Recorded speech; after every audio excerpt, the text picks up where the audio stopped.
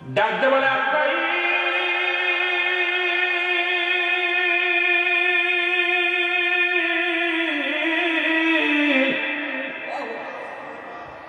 তুমি আমার রূহটা কবজ করবা, তার প্রবেশ করবা কোন জায়গা দিয়ে আগে বলো।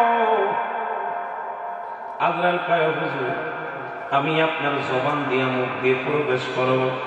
কয় আজরাইল অসম্ভব, এই মুখটা দিয়ে আমি আল্লাহর সঙ্গে কথা বলেছি। সুবহানাল্লাহ বলেন।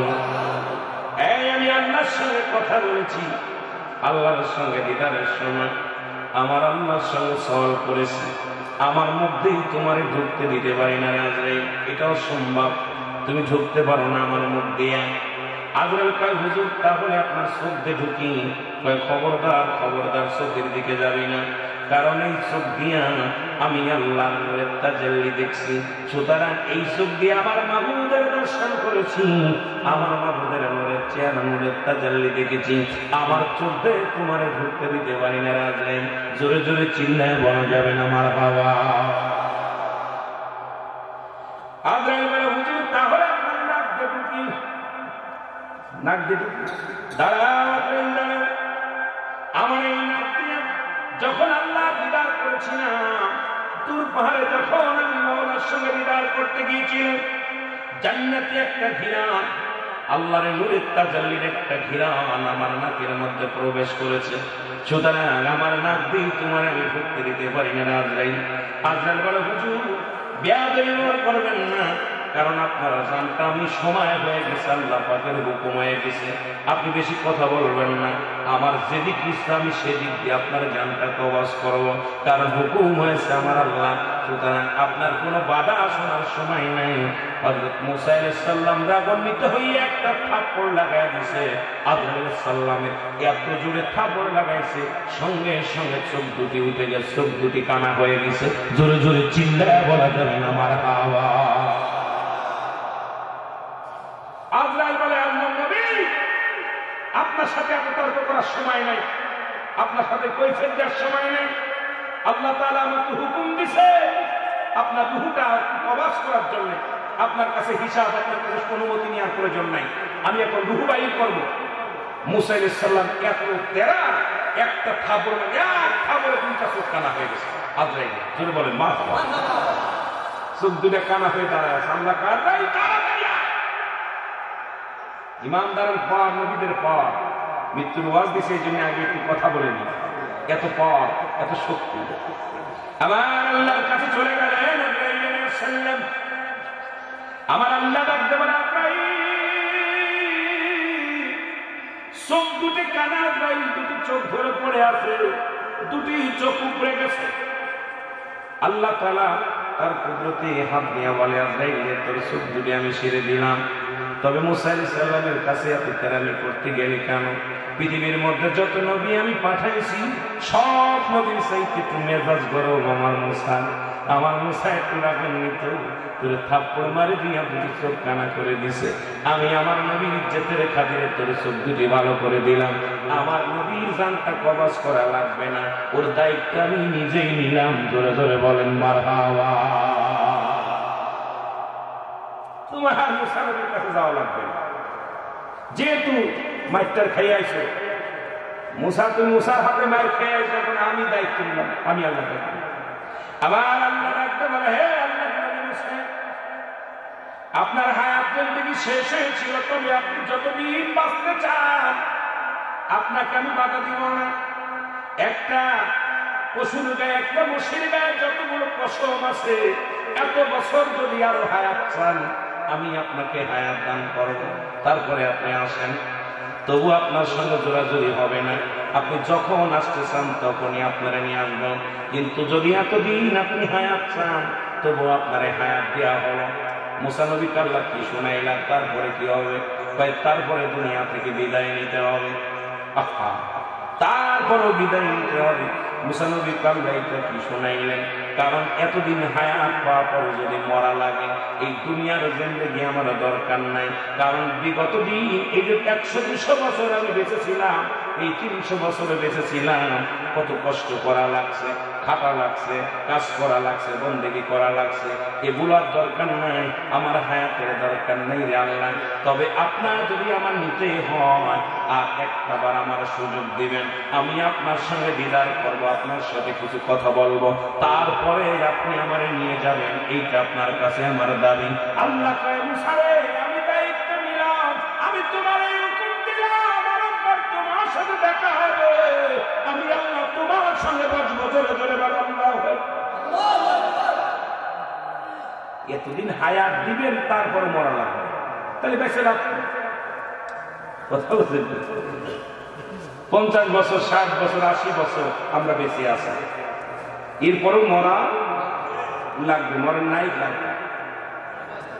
কথা বলেন আছে মরা লাগবে। মুসা নবীকে আল্লাহ যেহেতু মরাই লাগবে, হায়াত দেওয়া হবে কি? হায়াত দেওয়া হবে কেউ দরকার নেই। তাহলে আমার যাওয়ার আগে আপনার সাথে তো সাক্ষাৎ করতে চাই। সাক্ষাৎ হয়ে গেল, লম্বা ইতিহাস, 1 থেকে 1.5 ঘন্টা লাগবে আলোচনা করতে গেলে। আপনাদের সময় নষ্ট করব না, কষ্ট দিব না, সংক্ষিপ্ত আকারে বলে দিব। মুসা নবীর সঙ্গে আল্লাহ ডাক দিলেন, মুসা একটু পারে দেখা হবে, সাক্ষাৎ হবে। মুসা নবী চলে গেলেন। মুসা নবী আল্লাহকে দেখে বড় আনন্দিত হলেন, অনেক কষ্ট করে পাহাড় উঠলেন, পাহাড়ে উঠিয়া ঘোরাঘুরি করলেন, আল্লাহর সাথে সাক্ষাৎ হয়ে গেলেন। আমার আল্লাহ কয় মুসা রে, তুমি যতদিন ইচ্ছা ততদিন তুমি দুনিয়ার জিন্দেগিতে থাকতে পারো, আমি আল্লাহ তোমার কথা দিলাম, আজরাইল কোনোদিন তোমার কাছে আসবে না, এই ওয়াদা আমি তোমার সাথে করে দিলাম। জোরে জোরে বলেন আল্লাহু আকবার। আপনি যখন আসতে পাবেন তখন আমি নিয়ে আসবো, কিন্তু আজরাইল আপনারা ডিস্টার্ব করবে না, আজরাইল ডিস্টার্ব করবে না। মুসা নবী রওনা হয়ে গেলেন। আল্লাহ তার মুসা নবীর হাতে একটা লাঠি। আমার আল্লাহ বলে, হে আল্লাহ নবী, আপনার হাতে কি বলে লাঠি? ওটাতে আপনি একটা পাহাড়ের মধ্যে বাড়ি মারেন। পাহাড়ের মধ্যে বাড়ি মারলেন, বিশাল একটা নহর বাইরে হয়ে আসলেন, বিশাল একটা নদী বাইরে আসলেন। আল্লাহ নবী তাকায় দেখে পাহাড়ের মধ্যে একটা নদী হয়ে গেছে। নদী দেখিয়া মুসা নবী ডাকতে বলে, আমার আল্লাহ, এই পাহাড় আশ্চর্য পাহাড়, এই পাহাড়ের মধ্যে আমি আঘাত করলাম, একটা নদী পেয়ে গেলাম। তবে আপনার কাছে আমার একটা দাবি, আমি দুনিয়া থেকে চলে যাব, তবে আমার কওমের লোক, এই পৃথিবীর মধ্যে যত মাখলুকাত আছে আল্লাহ, তাদেরকে আপনি রিজিকের ফয়সালা করে দিবেন।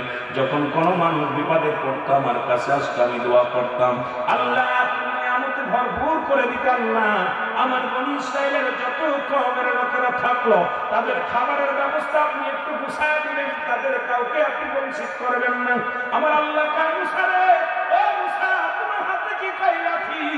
তাহলে সাগরের মধ্যেও দাও বাড়ি, একটা নদীর মধ্যে বাড়ি দাও। মুসা লাঠিখানাতে পানির উপরে বাড়ি মারলেন, সঙ্গে সঙ্গে একটা পাথর হয়ে আসলেন, বিশাল একটা পাথর। এই পাথরটা দেখে মুসা নবী আশ্চর্য হয়ে গেলেন। আল্লাহ, বাড়ি মারলাম পাহাড়ের উপরে, আসলে একটা নদী, নদীর মধ্যে বাড়ি মারলাম, আসলে একটা পাথর। আল্লাহ কয়, মুসা রে, পাথরের মধ্যে একটা বাড়ি দাও। সঙ্গে সঙ্গে মুসা আলাইহিস সালাম যখন পাথরের মধ্যে বাড়ি দিলেন, বাড়ি দেওয়ার সঙ্গে সঙ্গে একটা হরিণ এসে গেলেন। দেখে একটা জীবিত হরিণ, গালের মধ্যে, মুখের মধ্যে তার তাজা ঘাস আছে। আল্লাহ নবী বললেন, আল্লাহ কি আশ্চর্য দেখলাম। আমার আল্লাহ পাক ডাক দেখায়, মুসা রে, যেহেতু তামাম পৃথিবীর মাখলুকাতের মালিক, আমি সবাইকে খাওয়াই, সবাইকে পড়াই, তোমাকে আমি প্রমাণ করে দিলাম, ওই পাথরের মধ্যে একটা হরিণ আছে, ওর খাবারের ব্যবস্থা আমি করে দিছি। দেখো তাজা ঘাস তার মুখের মধ্যে। আমি কথা করলাম, পৃথিবীর মধ্যে যত মাখলুকাত আছে, যত জিন, যত কিছু আছে, সব কিছুর খাওয়ানোর দায়িত্ব আমি আল্লাহ। সুতরাং আমার সাথে যারা পৃথিবীর মধ্যে যত মাখলুকাত আমি আল্লাহ যেটা সৃষ্টি করেছি, সমস্ত মাখলুকাতের খাবারের ফয়সালাও আমি করে রাখছি। ধরে বলেন সুবহান। আর একটু জোরে।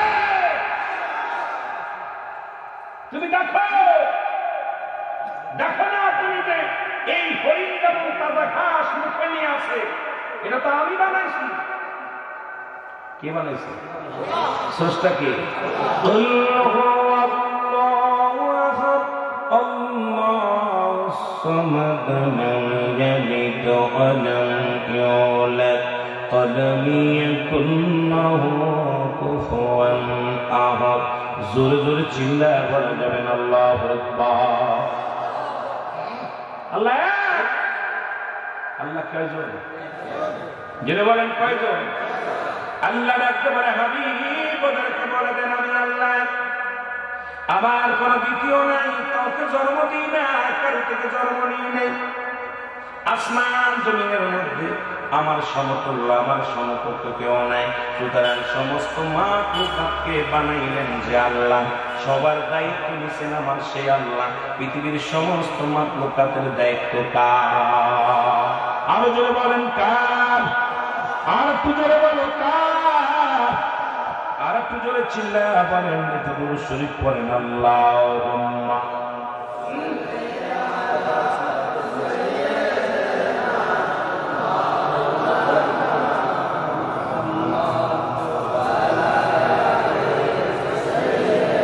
দাদু ভাই একটু জোরে দুরূদ পড়েন না।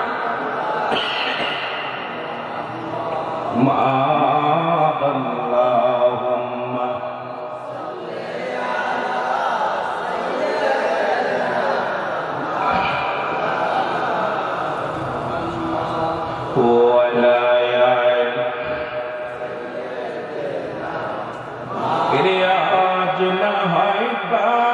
তুমি যাইবা কবরে, মরার পরে ছবি রবে গো তুমি দেখি অগসাইয়া, মরার পরে ছবি রবে গো।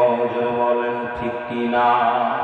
এর দাদাই দিছে বাবাই দিছে, কেউ না ফিরে আইল গো, যাবার পরে ছবি রবে গো তোমার, যাবার পরে ছবি রবে গো। বলেন আজ না হয় কাল তুমি যাইবা কবরে, মরার পরে ছবি রবে গো তুমি দেখো একবার সাইয়া, মরার পরে ছবি রবে গো। বলেন ঠিক কিনা? সব কিছু থাকবে, তুমি থাকবে। আল্লাহ নবী মুসা আলাইহিস সালাম বললেন, আল্লাহ আপনি ওয়াদা করলেন সমস্ত মাখলুকাতকে আপনি ডাকবেন গো। আমার আল্লাহ বলে, হ্যাঁ মুসা আমি ওয়াদা করলাম সব মাখলুকাতকে আমি খাওয়াই। খাওয়ানোর দায়িত্ব যেহেতু আমি স্রষ্টা, ওরা সৃষ্টি, যাকে আমি সৃষ্টি করেছি সবারই রিজিকের ফয়সালা আমি আল্লাহ দিয়ে দিই। মুসা নবীকে সালাম বিনিময় করলেন আল্লাহর তরফ থেকে। সালাম পাইয়া উত্তর দিয়া মুসা নবী চললেন। আস্তে আস্তে যায় দেখে পথের মধ্যে নির্জন একটা এলাকা, মরু প্রান্তরের মধ্যে 7 জন ব্যক্তি একত্রিত হয়ে একটা কবর খনন করতেছে। জোরে বলেন আল্লাহু আকবার। মুসা নবী তাকায় দেখে এত নির্জন এলাকায় কোনো মানুষ নেই, চারিপাশে বিশাল একটা মরু প্রান্তরে, সেখানে 7 জন মানুষ একটা কবর খোঁড়ে। মুসা আলাইহিস সালাম সালাম দিলেন, যান দিয়ে বলে, এ ভাইরা তোমরা এখানে কেন কবর, কার কবর খোঁড়ো? বলে আপনি যদি শরীক হতে চান আমাদের সঙ্গে হতে পারেন। মুসা আলাইহিস সালাম শরীক হলেন। ওই 7 জনের সঙ্গে 8 জন মিলা কবর করলেন। কবরটা কমপ্লিট হয়ে গেলেন। মুসা আলাইহিস সালাম গায়ের ঘাম দিয়া, মুসলমান শুনে নাও, ঘাম ঝরতে লাগলেন। বুড়া মানুষ, এমন সময় কবরটা খোঁড়া হয়ে গেলেন। লোকজনে বলে, হে আল্লাহর নবী মুসা, ওই 7 জন বলে, হে আল্লাহর নবী মুসা, আমরা যার জন্য কবরখানা খুঁড়তেছি সে আপনার মতো লম্বা চওড়া, আপনি যদি একটু মাপ দিয়ে দেখতেন, আপনি একটু শুয়ে দেখেন যে আপনার মাপ ঠিক আছে কিনা। কারণ আপনার মাপ যদি ঠিক থাকে, যাকে আমি কবরের মধ্যে শোয়াইব সেই লোকটা আপনার মতো লম্বা, আপনার মতো চওড়া, আপনার মতো বডি ফিটনেস। সুতরাং মাপের জন্য একটু কবরের মধ্যে শুয়ে পড়েন। মুসা আলাইহিস সালাম কবরের মধ্যে শুয়ে পড়ছে। শোয়ার সঙ্গে সঙ্গে মুসলমান শুনে না, যে 7 জন কবর খুললেন, ওই কবর যিনি খুললেন ওটা ছিলেন ফেরেশতা। আল্লাহু আকবার বলেন না? আল্লাহ প্রেরিত ফেরেশতা কবরের মধ্যে শুয়ে মুসা নবী, আল্লাহ এত সুন্দর কবর, এমন নির্জন কবরে আল্লাহ এইরকম আমারে তুমি শান্তির মধ্যে রাখো। আল্লাহ সঙ্গে সঙ্গে সঙ্গে আর এক ফেরেশতাকে বললেন, ফেরেশতারা তাড়াতাড়ি যা মুসা নবীর হাতে একটা আপেল ধরাইয়া দে। একটা ফেরেশতা একটা আপেল নিয়ে চলে আসলেন, আপেল এনে মুসা নবীর হাতে দিলেন। হুজুর খান কবরের ভিতরে শুয়ে যখন আপেলের মধ্যে কামড় দিলেন, আমার আল্লাহ পাক মুসা আলাইহিস সালামের রূহটা বাইর করে দিলেন। জোরে জোরে চিল্লায়া চিল্লায়া বলেন আল্লাহু আকবার। মুসা আলাইহিস সালাম বিদায় হয়ে গেল, ওনাকে কবর থেকে উত্তোলন করলেন, ফেরেশতারা তুলে গোসল করাইলেন, ফেরেশতা দিয়া গোসল করাইলেন। শুনালেন মুসলমান, ফেরেশতারা জানাজা পড়লেন। এ দুনিয়ার মানুষ শোনো, মুসা নবীর জানাজা পড়েছে ফেরেশতারা, মুসা নবীর কবর খনন করেছে ফেরেশতারা, সাথে শরীক ছিল নিজেই মুসা আলাইহিস সালাম। এবার তাকে কি করলেন? কাফন দাফন করাইলেন। কাফন দাফন করাইয়া এরপরে মুসলমান সবাই চলে আসলেন। এরপর থেকে ওই কবরটা খোঁজার জন্য বরিশালের মানুষ কিয়ামত পর্যন্ত কবর শুধু খুঁজবে আর খুঁজবে, কারণ ওই কবরের কোন চিনাক্ত নাই। এমন ভাবে কবরটা দিয়া দিয়েছে, মুসা নবী চিরতরে ওখানে শুয়ে আছে, কেউ আজ পর্যন্ত মুসা নবীর কবরটা খুঁজে পায় নাই। আর মুসা নবীর জানাজা পড়বে দুনিয়ার কোন মানুষ পড়তে পারে নাই। মুসা আলাইহিস সালাম ওই কবরের মধ্যে শুয়ে আছে কিয়ামত পর্যন্ত। কবরটাকে জান্নাত বানায় শুয়ে আছে। ধরে বলেন মারহাবা। আল্লাহ পাক কত আসানে জান্নাতকে বাঁচাচ্ছে। যেটা আপেল দেবে, আপেল খাওয়ার মজায় থাকে। কারণ তো যখন কবরে শুয়ে আল্লাহ এত সুন্দর নির্জন, এত সুন্দর জায়গা, এইরকম একটা জায়গা হইলে ভালো হতো। আল্লাহ কয় যেহেতু রাজি হয়েছে এইরকম ভালো হচ্ছে, ওরে ওরে দিয়েছে। আর ফেরেশতা দিয়ে কেমনে টেকনিক খেলায় কবর পিছাইছে, এরকম মাইফে দেখাইছে। কথা বলছেন আল্লাহু আকবার বলেন। তবু আল্লাহ তাআলা রাখে নাই। পৃথিবীর মধ্যে 4 জন নবী এখনো জিন্দা। কয়জন নবী? 4 জন নবী। কয়জন? মুসা আলাইহিস সালাম তো বিদায় হয়ে গেছে, আর 4 জন নবী দুনিয়ার মধ্যে জিন্দা আছে। তাদের মধ্যে একজনের নাম হলো হযরত ইলিয়াস আলাইহিস সালাম, যিনি আছে পাহাড়ের দায়িত্ব তাকে দিয়েছে আমার আল্লাহ। হযরত ইলিয়াস আলাইহিস সালাম হচ্ছে পাহাড়ের দায়িত্ব তাকে আল্লাহ দান করেছে। একজন হলো পানির দায়িত্ব আছেন খিজির আলাইহিস সালাম, আর একজন জান্নাতের মধ্যে আছে জীবিত অবস্থায়, ওনার নাম হলো হযরত ইদ্রিস আলাইহিস সালাম। আর একজন নবী আমার নবীর উম্মত হয়ে আসবে, আপনাদের নাম জানা আছে? নাম জোরে বলেন না। হযরত ঈসা আলাইহিস সালাম। আপনাদের জানা আছে আমার নবীর উম্মত হইয়া একজন নবী আইব, সেই নবীর নাম হযরত ঈসা আলাইহিস সালাম। জোরে বলেন না মারহাবা। আর একজন নবী আছে মুসলমান শুনে না, যার কত উল্লেখ আছে, যিনি দুনিয়া থেকে আল্লাহ উঠায় নিয়ে গেছে, তবে দুনিয়ার মধ্যে পাঠাবে কি জানি না, যার নাম হলো হযরত জাকারিয়া আলাইহিস সালাম, যিনি গাছের কাছে সাহায্য চেয়েছিলেন, আল্লাহর কাছে সাহায্য বাদ দিয়া গাছের কাছে সাহায্য চেয়েছিলেন। ওই ব্যক্তি মুসলমান, কখন পাঠাবে কখন আসবে কেউ বলতে পারি না, তবে কোনো কিতাবের মধ্যে পাই নাই উনি আসবে। তবে গাছের কাছে সাহায্য চেয়েছিলেন যে গাছটার উপরে ইহুদিরা কি করেছিলেন, সেই গাছটাকে পাড়াইলেন, এরপরে আগুনে তারে পোড়াইলেন। কিন্তু আল্লাহ তার প্রিয় বান্দারে উঠায় নিয়ে গেছে, তবে পাঠাবে কি পাঠাবে না এটা আমরা বলতে পারি না, কোনো প্রমাণ আমরা পাই না, তবে আল্লাহ ভালো জানে। জোরে বলেন মারহাবা। আর কি জোরে বলেন না?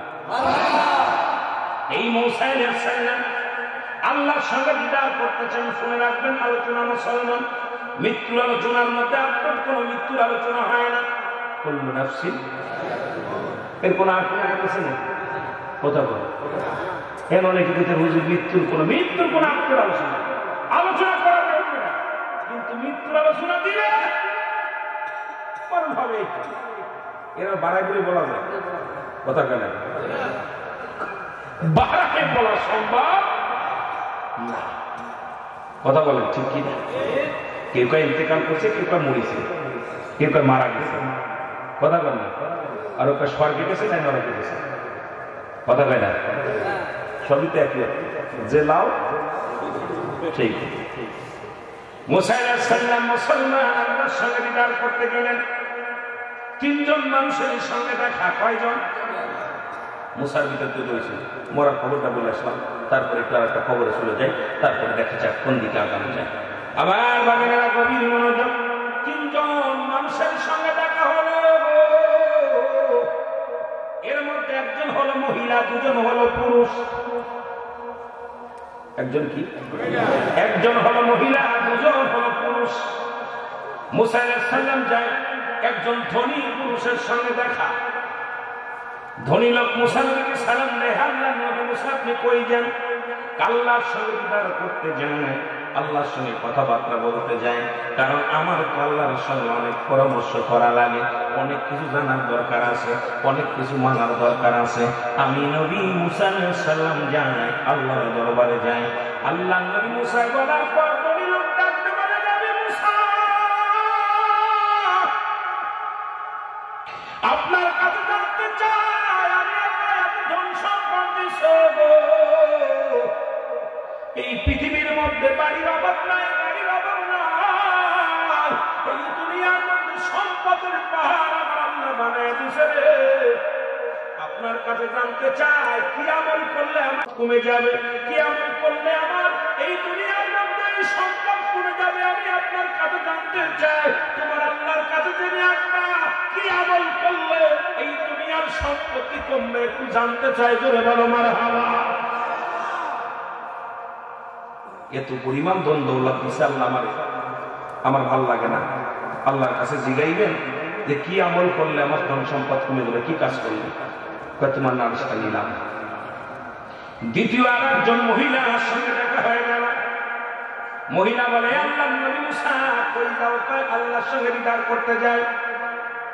বলে, আপনি যেহেতু আল্লাহর সঙ্গে দিদার করতে যান, আপনার কাছে আমার একটা জানার বিষয় ছিল আপনার আল্লাহর কাছে। বলে, কি বলো? সেটা হলো, আমার আল্লাহ আমার মহিলা বানাইছে, আমি গরিব মানুষ, আমার কোনো ধন নাই, টাকা নাই, গরিব মানুষ, আমার আল্লাহ কেন আমার গরিব বানালো? আমি কি করলে বড় লোক হতে পারবো, কি করলে ধনী হতে পারবো? তুমি তোমার আল্লাহর কাছ থেকে একটু জেনে আসবা, এরপরে আমারে জানাইবা। এটা তোমার কাছে আমার দাবি, আমি কি কাজ করলে বড় লোক হয়ে যাব, টাকা পয়সার মালিক হয়ে যাব? আল্লাহ নবী মুসা আলাইহিস সালাম বললে, তোমার নালিশটাও নিলাম। দুজনের নালিশ। তৃতীয় নাম্বার, একটা লোকের সঙ্গে দেখা, তিনি রাস্তার মধ্যে পড়ে আছে, রাস্তার মধ্যে পড়ে আছে, ধুলাবালির মধ্যে ঘোরাঘুরি করে, ধুলাবালির মধ্যে ঘোরাঘুরি করে, হাত নাই, পা নাই, উড়া নেলা। রে আল্লাহর নবী মুসা, তুমি কই যাও? নিশ্চিত তুমি আল্লাহর সঙ্গে দিদার করতে যাও। তোমার কাছে আমার একটা দাবি, আমারে আমার আল্লাহ কেন বানাইছে, আমার দিয়ে কোনো কাজে লাগবে কিনা, আমার কোনো কাজে লাগবে কিনা আমি জানতে চাই। আমার আল্লাহ আমার কেন বানাইলো, কেন বানাইলো, এটা আপনার কাছে আমি জানতে চাই। কারণ আমার আল্লাহর কাছে জিজ্ঞাইবেন আমার মতো অসাল মানুষকে কেন বানাইলো, আর কোনো কাজে লাগবে কি না এটা জেনে আসবেন। আমার নবী মুসা আলাইহিস সালাম ডাকতে বলেন, ঠিক আছে, আমি এটাও জেনে আসবো। জোরে জোরে চিল্লায়া বলেন আল্লাহু আকবার।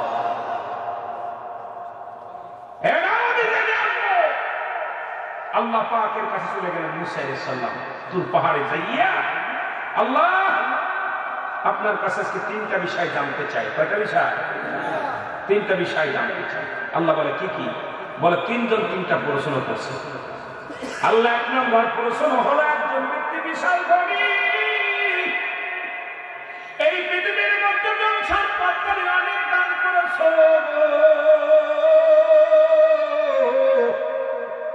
ওই ব্যক্তি বলেছে এমন কি আমল করলে দুনিয়ার সম্পদ কমে যাবে? ওই লোকটা বারবার আমার কাছে দাবি করছে, কি আমল করলে দুনিয়ার সম্পদ কমে যাবে? আমার আল্লাহ বলে, মুসা রে, ওই লোকটারে যা বলবা সেজন্য আজ থেকে আমার শুকরিয়া বন্ধ করে দেয়, সেজন্য আজ থেকে কোনো কাজে প্রশংসা না করে আমি আল্লাহর গুণগান না করে, শুকরিয়া আদায় না করে, দেখবা সে কয়েকদিন পর দুনিয়ার সম্পদ কমে যাবে। জোরে জোরে চিল্লায় বলেন মারহাবা। দ্বিতীয় ব্যক্তির প্রশ্ন, আল্লাহ ওই গরিব মানুষটা অভাবী মানুষ, তার বাড়ি নেই, ঘর নেই, ছোট্ট একটা করে ঘর, দিন আনে রাত খায়, রাত আনে দিন খায়, অভাবগ্রস্ত মানুষ। আল্লাহ গো, তার একটা প্রশ্ন, সে কি কাজ করলে বড় লোক হয়ে যাবে? আমার আল্লাহ ডাকতে কয় মুসা শোনো, ওই লোকটারে বলবা সেই যেন আজ থেকে বেশি বেশি আমার শুকরিয়া আদায় করে, আমার প্রশংসা যত করবে আমি আল্লাহ তার প্রশংসা শুনিয়া সম্পদের মাত্রা বাড়ায় দেব। জনে বলেন মারহাবা। বুঝা নিবেন বাবা, কথা বলছেন। তৃতীয় নাম্বার ব্যক্তি আল্লাহ ডাকতে বলেন মুসা আর কি নালিশ, বলে আমার আল্লাহ 3 নম্বর একটা মানুষ, ইনি আমার কাছে প্রশ্ন করছে, তার তো 2টি পা নাই 2টি হাত নাই, কি নাই? 2টি পা নাই হাত নাই, তারে কেন বানাইলেন? তারে কিসের জন্য বানাইলেন? মুসা আলাইহিস সালাম ডাকতে বলার পর আল্লাহ রাব্বুল আলামিন বলে, যাও মুসা যাও, ওই লোকটারে জানায়া দিবা সেই লোকটার আমি বানাইছি জাহান্নামের মধ্যে ছোট ছোট ছিদ্রা আছে, জাহান্নামের মধ্যে ছোট ছোট ছিদ্রা আছে। ওই খোড়া ব্যক্তি, ওই কানা ব্যক্তি, ওই লেলা ব্যক্তিকে দিয়ে, কানা খোড়া নেঙ্গানুলা যারা আছে এদেরকে দিয়ে আমি আল্লাহ ওই জাহান্নামের ছোট ছোট ছিদ্রা গুলো বন্ধ করব। জোরে জোরে চিল্লায় বলা যাবে না আল্লাহু আকবার। জাহান্নামের মধ্যে কিছু ছিদ্রা আছে, এটা আমি ওই খোড়াটার হাত নাই পা নাই ওইটার দিয়ে আমি বন্ধ করব। আল্লাহু আকবার বলেন। মুসা নবী মনে একটু কষ্ট লাগছে, আল্লাহ একইতে বেচারার পা নাই, হাঁটতে পারে না, হাত নাই, লড়াইতে পারে না, এই লোকটা তুমি জাহান্নামের ছিদ্রা বন্ধ করবা। বড্ড মুসা আলাইহিস সালামের কষ্ট হয়েছে, যাও চলে যাও। মুসা নবী চলে আসলো। প্রথম দেখা হলো যে লোকটা ধনী লোকটা, ধনী লোকের কাছে বলছে, ভাইজান হ্যাঁ মুসা আমার প্রশ্নের জবাব দিয়ে যাও। তো জবাবটা হলো আল্লাহ বলেছে আপনি আজ থেকে আল্লাহ শুকরিয়া আদায় করবেন না, আল্লাহ শুকরিয়া আদায় করবেন না, আপনার সম্পদ কমে যাবে। ধনী লোক চিৎকার মেরে বলে, মুসা নবী তুমি কেমন নেবে যে আল্লাহ আমার এত সম্পদ দিয়েছে, যে আল্লাহ আমার এত ভালোবাসে, আর আমি সেই আল্লাহর প্রশংসা না করে থাকতে পারবো? তাতে যদি সম্পদ আরো বেড়ে যায় আমার দুঃখ নাই, তবু আল্লাহর প্রশংসা ছাড়তে রাজি না। আল্লাহ কয় আরো দ্বিগুণ সম্পদ বাড়ায়, সঙ্গে সঙ্গে দ্বিগুণ সম্পদ বেড়ে গেছে। যারা বলেন সুবহান। চলে গেছে মেয়েটার কাছে, মেয়েটা বলতেছে, আল্লাহ নবী মুসা তুমি আমার আল্লাহর কাছ থেকে কি ফয়সালা আনছো বলো। আল্লাহ নবী বললেন, মুসা বলতেছে, এ মেয়ে শোনো, আল্লাহ বলছে তুমি বেশি বেশি প্রশংসা করো। তোর আল্লাহর প্রশংসা করবো, তোর আল্লাহ আমার কি দিছে, তোর আল্লাহ আমার কি দিছে, তোর আল্লাহর প্রশংসা করবো? না আছে পেটে খাবার, না ভালো কাপড়, আমি কি করে তোর আল্লাহর প্রশংসা করবো? সঙ্গে সঙ্গে একটা তুফান আসলেন, তুফান এসে ওই বুড়ির ছোট একটা কুড়ে ঘর এটা ভেঙে গেল। ভেঙে যাওয়ার পর বুড়ি এবার তাকায় দেখে ঝড় এসে সব ভেঙে ফেলল, আশপাশে কোনো ক্ষতি হয়নি, খালি বুড়ির ঘরটা ভাঙছে। বুড়ি চিৎকার মেরে কান্দে, মুসারে আমার ভুল হয়ে গেছে, যদিও সারাদিন ভিক্ষা করতাম, রাত্রে হলে একটা মাথা জাগার জায়গা ছিল, মাথা গোজা স্থায়ী ছিল, সেটা আল্লাহ নিয়ে গেছে, আমি ভুল হয়ে গেছে, আমার মাফ করে দেন, তোমার আল্লাহ যেন মাফ করে দেন। মুসা নবী তওবা করাইলেন, মাফ করে দিলেন, আল্লাহ সঙ্গে সঙ্গে মহিলার সম্পদ বৃদ্ধি করে দিলেন। আরো জোরে আরো জোরে। এর দ্বারা প্রমাণ করে দিলেন যে তোমরা যদি গরিব থাকো তাও প্রশংসা করো কার, ধনী থাকো প্রশংসা করো কার। গরিব বানায় কে? আরো জোরে বলেন, কে বানায়? ধনী বানায় কে? সম্পদের মালিক বানায় কে? ফকির বানায় কে? সব কিছু বানায় কে? আল্লাহ। আপনি যে হালাতে থাকেন শুকরিয়া আদায় করেন। আপনার একটা চোখ নাই শুকরিয়া, পা নাই শুকরিয়া আদায় করেন, জ্বর হয়েছে শুকরিয়া আদায় করেন। আপনি অসুস্থ মানুষ শুকরিয়া আদায় করেন, আল্লাহ আমার তুমি নেও নাই, অসুস্থ দিছো, কত মানুষ তো তুমি নিয়ে দিছো কবর, আমার এখন সুযোগ আছে, বাঁচায় রাখছে। শুকরিয়া খালি বেশি বেশি আদায় করবে, আল্লাহ খুশি হয়ে যাবে। জোরে বলেন সুবহানাল্লাহ। আর একটু জোরে বলেন না। আমার ভাইরা, আমার বন্ধুরা, মুসা আলাইহিস সালাম চলে গেলেন, যে ব্যক্তির পা নাই হাত নাই ওই লোকের কাছে চলে গেলেন। উনি যা চলে যাওয়ার পর জিজ্ঞাসা, হে আল্লাহর নবী মুসা তুমি আমার জন্য প্রশ্নের কি জবাব দিয়ে যাও, আমার জবাব দিয়ে যাও। মুসা বলে, ভাই রে আমি যদি তোমার জবাব দিই তুমি বড় কষ্ট পাবা, আমি কেমনে বলবো তোমার কাছে এই কথাটা বলবো। বলে, আল্লাহর নবী মুসা কি জবাব দিছে আমার আল্লাহ একটু আমার বলে দাও। বলে, জবাবটা হলো তোমারে আমার আল্লাহ বানাইছে, দুনিয়ার মধ্যে পাঠাইছে, এই কেউ কোনা জাহান্নামের মধ্যে ছোট ছোট ছিদ্র আছে, এই ছিদ্রগুলো বন্ধ করার জন্য তোমারে বানাইছে। সঙ্গে সঙ্গে হাতবিহীন পাবিহীন লোকটা বলছে আলহামদুলিল্লাহ, আমি আল্লাহর দরবারে শুকরিয়া আদায় করি যে আমার মতো কামার মতো খোড়া, আমার মতো একটা মুসল প্রতিবন্ধী মানুষ দিয়ে আমার আল্লাহ উপকারে লাগবে, এই জন্য আমারে বানাইছে। আমি অত্যন্ত খুশি, জাহান্নামের ছিদ্র বন্ধ করলেও তবু আমার দিয়ে একটা কাজে লাগাইবে আমার আল্লাহ, এই জন্য প্রশংসা করি আমার আল্লাহ। জোরে জোরে চিল্লায় বলা যাবে না আমার হাওয়া। আমার আল্লাহ দেখায় মুসা, ওকে শুভ সংবাদ দিয়ে দে। ওর জন্য একটা নয় দুটি নয়, ও তো মুমিনদের অন্তর্ভুক্ত, ওদের জন্য প্রস্তুতি রাখছে 8টা জান্নাত। আরো জোরে আরো জোরে। যেহেতু সে আমার প্রশংসা করছে, যেহেতু আমার প্রশংসা করছে, যার হাত নাই তার পা নাই, তারপর আমার শুকরিয়া আদায় করছে, আমি আল্লাহর বান্দার উপর অত্যন্ত খুশি হয়ে গেছি, অত্যন্ত রাজি হয়ে গেছি। আমি আল্লাহ একটা নয় দুটি নয়, ওই অসাল ব্যক্তির জানায় দাও, আমি আল্লাহ তার জন্য 8টা জান্নাতের দরজায় খুলে দিলাম, আমি আল্লাহ তার জান্নাতি করে দিলাম। জোরে জোরে চিল্লায় বলা যাবে না মারহাবা। আরে শুকরিয়া আদায় করার কারণে আল্লাহ রাজি হয়ে যায়, খুশি হয়ে যায়। যে অবস্থায় থাকেন শুকরিয়া দেখবেন আলহামদুলিল্লাহ। ভাই কেমন আছেন? কথা বলেন না। কি খাইছেন? আল্লাহ ভালোই খাইছে আলহামদুলিল্লাহ। কি করতেছেন? আলহামদুলিল্লাহ কাজ করতেছেন।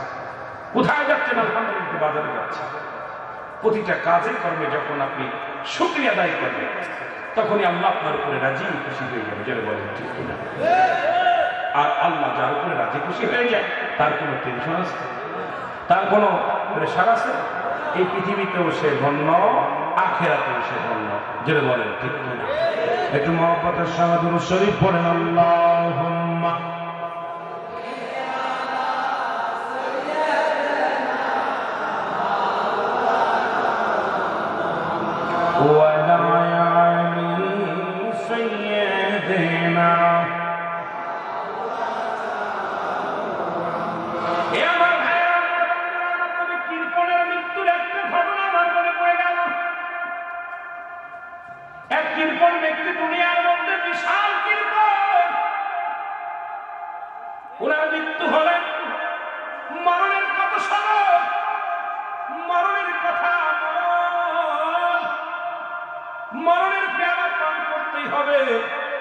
এর মধ্যে কোন সন্দেহ নেই।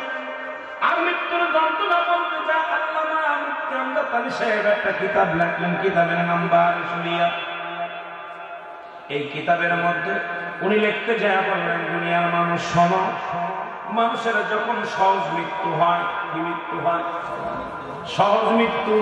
70টা তাজা উঠে গায়ের চামড়া জবাই নাই করিয়া উল্টো দিকে টান দিয়া লবণের মরিচ লাগাই দিয়ে যতটুকু যন্ত্রণা হয়, এর চাইতে 70 গুণ যন্ত্রণা হলো একটা সাধারণ মৃত্যু। যারা মরণকালে পায়খানা করে দিই, মরণকালে যারা প্রস্রাব করে দিই, মরণের সময় যারা চোখ দুটি বড় বড় হয়ে যায়, মরণের সময় যাদের অমুসলমান জিহ্বাটা বাইর হয়ে যায়, তাদের মরণটা কত কঠিন। জোরে বলেন। এক কিরকম ব্যক্তির মরণ হলো, কেমনে মরণ হলো? মরণ তো সবারই হতে হবে। 1 নম্বর বিপদ হলো মানুষের মরণ, 2 নম্বর বিপদ হলো কবর, 3 নম্বর বিপদ হলো কিয়ামতের ময়দান। একটার পর একটা বিপদ। মরণটা হলো 1 নম্বর। 1 নম্বর যদি বলেন 1 নম্বর, 1 নম্বর হলো মরণ, 2 নম্বর হলো কবর, 3 নম্বর আছে এখানে 2টা বিষয়। একটা হলো ঈদে মিলাদুন নবী, আর হলো কবরবাসীদের স্মরণে। কারণ কে বা কার জন্য কান্দে, কে বা কার জন্য দোয়া করে।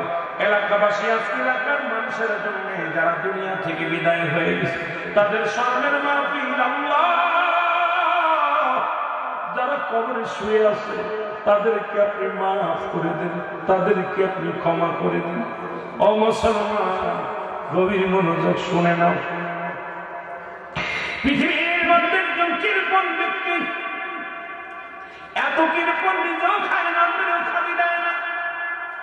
তার বিবি মানুষের দরকারে ভিক্ষা করে, চেয়ে খায়, কিন্তু সে ধন সম্পদ নষ্ট করে না, রেখে দেয়, গুছায় রেখে দেয়, যত্ন করে রেখে দেয়। গতকালকে দেখলাম ফেসবুকের মধ্যে একজন ব্যক্তি মারা গেছে, উনি মৃত্যু শয্যায় সজ্জিত। এরপরে ওনার যখন ওই লোকগুলোর পাশে যত খেতা বালিশ ছিল, কম্বল ছিল, দেখে খালি পয়সা, 5 টাকা রাত্রি, 1 টাকা রাত্রি, 2 টাকা রাত্রি, খালি শুধু টাকা টাকা, এতগুলো হয়েছে। মানুষ আশ্চর্য হয়ে গেছে, মানুষের দ্বারে দ্বারে চেয়ে চেয়ে খাতেন, আর এই সম্পদ গুছায় রেখে দিয়েছেন এক জায়গায়। এ মুসলমান, এরপরে মৃত্যু শয্যায় এখন সজ্জিত, এটা ভিডিওর মধ্যে ছেড়ে দিছে, আপনারা দেখবেন বাবা কত পয়সা এক জায়গায় গুছায় রাখছে, জীবনে কিনে খায় নাই, যত টাকা বিক্রি করছে সব গুছায় রাখছে, এক জায়গায় সম্বল করে রাখছে, নফসকে দেয় নাই। এইরকম একজন কৃপণ ব্যক্তির ইতিহাস মনে পড়ে গেল। মুসলমান শোন, এই লোকটা কি করলেন? ইনি অসুস্থ হলেন, প্রচন্ড অসুস্থ হলেন। এমন সময় এক ভণ্ড পীরের সঙ্গে, ভণ্ড কাবেলের সঙ্গে দেখা হলো। ভণ্ড কাবেল ব্যক্তি উনার কাছে বলতেছেন, হুজুর আপনাকে আমি পেয়েছি, এত ধন সম্পদ আমার, টাকার অভাব নাই, অনেক টাকা পয়সা আমি রোজগার করেছি, এগুলো গুছায় রাখছি, আমি তো নিজে জীবনে ভোগ করি নাই, আমি এখন তো মরণ পথের যাত্রী, এখন যদি মারা যায় এই পয়সাগুলোর কি হবে? তাই এগুলো আপনার দুয়ারের সূত্রে আপনার যারা ছেলে মেয়ে তারা পাবে, আপনার ছেলে পাবে, আপনার মেয়ে পাবে, আপনার বিবি পাবে। বলে না না, আমি সম্পদ কারোর দিতে চাই না, কারণ আমার সম্পদ আমি রাখবো, আমার সম্পদগুলো আমি নিজে ভোগ করতে চাই, নিজে রাখতে চাই। বললেন এই লোকটারে বিশাল চালাকি করলেন, ভণ্ড প্রতারক। উনি বললেন তাহলে একটা কাজ করেন, যদি আপনি নিজেই ভোগ করতে চান, আপনার ছেলে মেয়েদেরকে ডাকতে পারলেন, আপনি যেদিন মারা যাবেন, মারা যাওয়ার পর আপনার এই ধন সম্পদ জন্য আপনার একটা কবরে দিয়ে দেওয়া হয়। কবরে যেদিন যাবেন, ফেরেশতারা এই কবরের টাকা পয়সা পেয়ে প্রচন্ড খুশি হয়ে যাবে, আপনার সঙ্গে ভালো ব্যবহার করবে। আর এটা আপনি যদি জান্নাতে যান, কবরের ভিতরে জান্নাতের মধ্যে যান, তাহলে এই টাকা খরচ করতে পারবেন, বাজারঘাট করতে পারবেন, আপনার বড় দাম বেড়ে যাবে। তবে যত সম্পদ গুলো আছে এগুলো আপনার কবরে দিতে পারবেন। জোরে জোরে চিল্লায় বলো আল্লাহু আকবার। যে কথা সেই কাজ। কিছুদিন পরে লোকটা মারা গেল, মারা যাওয়ার পর ওনাকে দাফন কাফন করে ওসিয়াত করে যিনি বলে গেছেন সব টাকা পয়সা দিয়ে কবরে শোয়া গেছে। কবরে শোয়ানোর পর ওই লোকটা তো যে ভণ্ড প্রতারক, কত রাত্রেবেলা কবর খুঁড়বে, কবর খুঁড়ি না এই মাল নিবে, কামাই নিবে, তা দিছে। রাত্রেবেলা যায় দেখুন সবাই যখন টাকা পয়সা কবরের ভিতরে অনেকগুলো দিয়ে মাটি দিয়ে রাখছে। রাত্রে যখন উনি কবর খোঁড়ার জন্য একা হয়ে গোরস্থানে গেছে, যা যখন কবরের একটা মাটি খুঁড়ে যখন বাসটা উঠাইছে, দেখে কবরের ভিতর দাও দাও করে আগুন চলতেছে। জোরে বললাম উনি একটা চিৎকার দিয়ে বলে,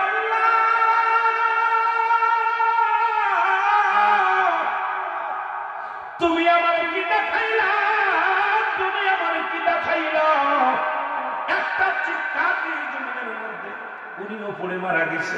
ও মুসলমান শোনে না, প্রতিবেশী এসে দেখে ওই কবরের সকালবেলা গোরস্থানে দেখে যে একটা লোক উপরে শুয়ে আছে, যায় দেখে মারা আছে, এবং কবর খোলা, কবরের মধ্যে দাও দাও করে আগুন জ্বলে না। মুসলমান শুনে নেন, সুতরাং কবরের মধ্যে কবরে যাওয়া হয়, কবরে হিসাব হয়। এই কবরটা হলো মানুষের 2 নাম্বার বিপদ। 1 নাম্বার বিপদ হলো মানুষের মরণ। মানুষের মরণ হয় 2টা টাইমে, একটা হলো রাতের বেলা, আর একটা হলো দিনের বেলা। একটা হলো রাতের বেলা, একটা হলো দিনের বেলা। একটা মরণ হয় রাত্রে, একটা মরণ হয় দিনে। দিন শেষ করেছেন, মৃত্যুবরণ করেন না, রাত শুরু করেছেন, মরণ আপনাদের এখনো মরণ হয় না। সকাল পর্যন্ত বেঁচে থাকবো কেউ বলতে পারি না, পারবো না। যদি বলেন পারবো কি না, কারণ পৃথিবীর মধ্যে আসার সিরিয়াল আছে, যার কোনো সিরিয়াল নাই। এই দুনিয়ার মায়া ছেড়ে চলে যেতে হবে, মরণের চিন্তা বেশি বেশি করা লাগবে। এই জন্য আমার সাথে বলেন, আমার মরণ শিবে কখন কেউ তো জানি না, আমার আমি চলে যাব, আমায় তোমরা ভুলা যায় না, আমি চলে যাব ভুলা যায় না, আমার মরণ আসিবে কখন কেউ তো জানি না, আমার মরণ টাকা পয়সা দালান কোটা জায়গা করাছি, সব কিছু ফেলাইয়া একাই চলেছি রে আমি। কোনটা বলেন? সব কিছু ফেলাইয়া এর যাবার বেলায় ভেবে দেখি আমার কেহ নাই, আমি যাবার বেলায় ভেবে দেখি না, আমার মরণ কুল্লু মান আলাইহা, সব শেষ করে দিবে কে? আল্লাহ। আর একটু জোরে বলেন কে? আল্লাহ। আল্লাহ বলে, দুনিয়ার মানুষেরা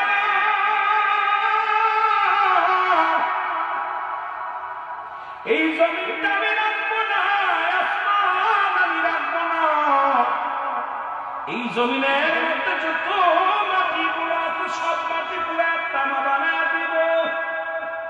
আল্লাহ।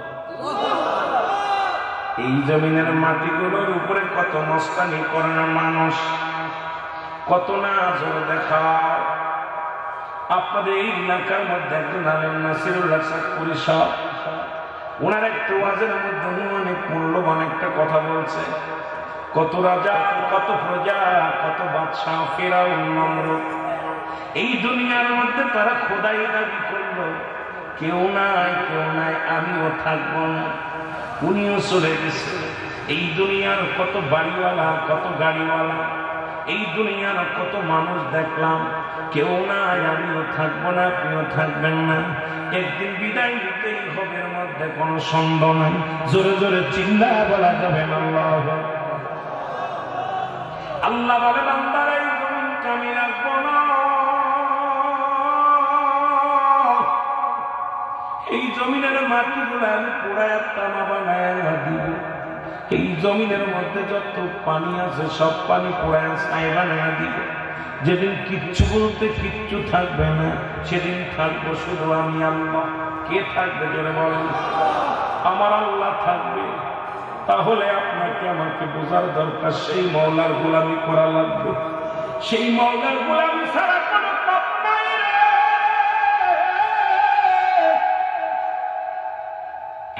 সেই মওলার গোলামি ছাড়া কোনো পথ নাই, সেই মওলার ইবাদত ছাড়া কোনো পথ নাই।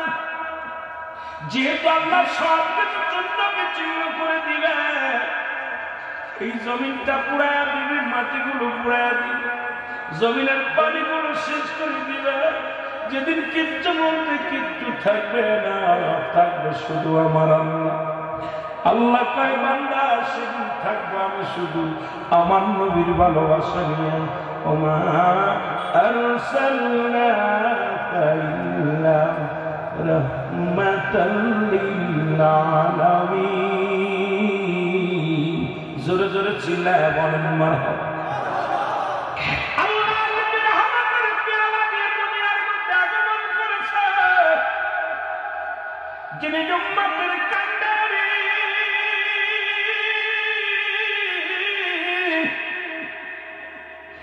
উম্মতের দরদি, নবী আমার রাহমাতুল লিল আলামিন, যিনি জগতের মধ্যে আছে নবী আমার।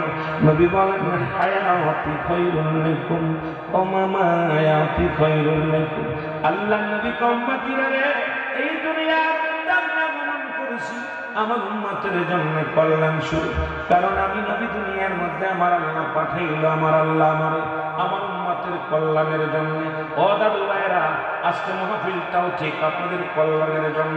যারা কবরে শুয়ে আছে তাদের জন্য বড় কল্যাণ, তাদের জন্য ঈদের দিন। কারণ আপনি আমি কবরে শুয়ে যাব, ওই যেখানে গেলে রাত শেষ হবে না, যেখানে গেলে সকাল হবে না, যেখানে গেলে সন্ধ্যা লাগবে না, যেখানে শুরু আছে যার শেষ নাই, সেই জায়গাটার নাম হলো কবর। আমার নবী ডাকতে বলেন, উম্মতেরা রে, এই দুনিয়ার মধ্যে আমি নবী দুনিয়ার মধ্যে আগমন করেছি আমার উম্মতের জন্য কল্যাণ।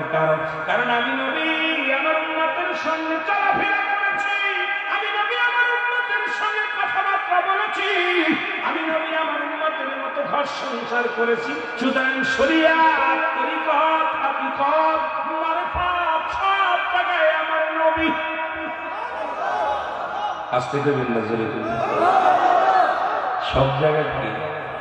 জোরে বলেন, সব জায়গায় কি? আমার নবী।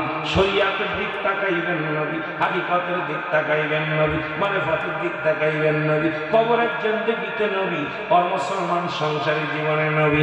আপনি জীবন দশায় আপনার নবী, ব্যবসায়ের মধ্যে নবী, নামাজের মধ্যে নবী, হজের মধ্যে নবী, জাকাতের মধ্যে নবী, আপনার জীবন বিধানের মধ্যে নবী। এই জন্য নবী বলেন আমার জিন্দেগিটা আপনাদের জন্য কল্যাণকারক। হায়াতি খায়রুল লাকুম, আমার হায়াতের জিন্দেগিটা আমার উম্মতের জন্য কল্যাণকারক। জোরে বলেন মারহাবা।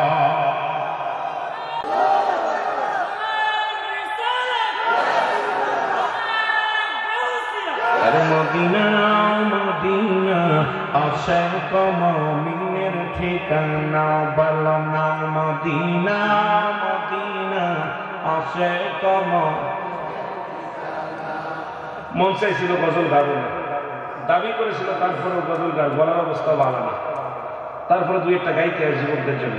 বলো না মদিনা মদিনা আশিক মুমিনের ঠিকানা, বলো না মদিনা মদিনা।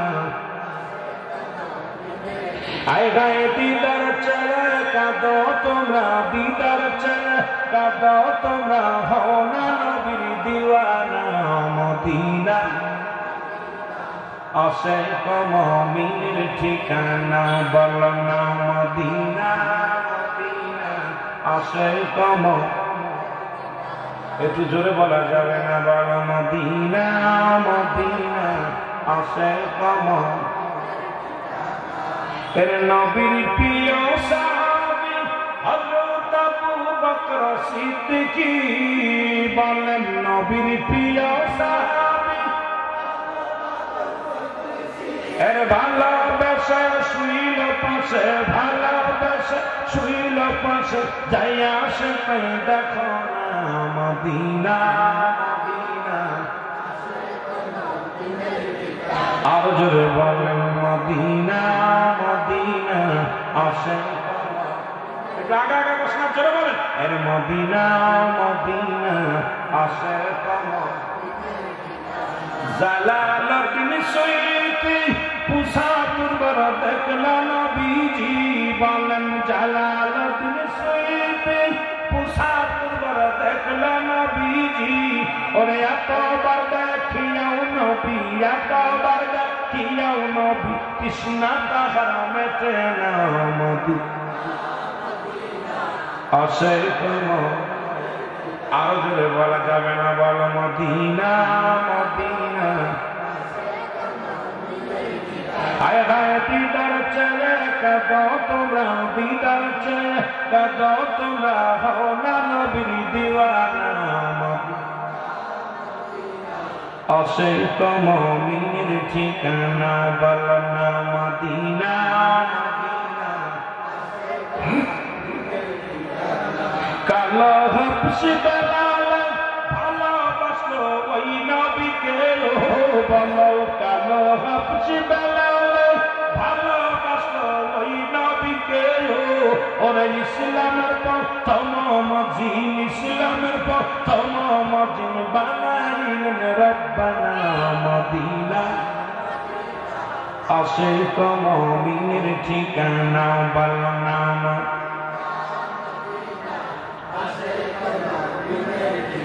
আয় হায় দিদার চেয়ে কাঁদো তোমরা, দিদার চেয়ে কাঁদো তোমরা, হও না নবীর দিওয়ানা মদিনায় আসে। একটু আগায় বসে না বাবা, পিছনে জায়গা হচ্ছে না, আগায় বসে মহব্বত, একটু আগায় বসে জিকির করেন, জিকির তালে তালে টাকা আসে। আল্লাহ আল্লাহ আগা আসেন।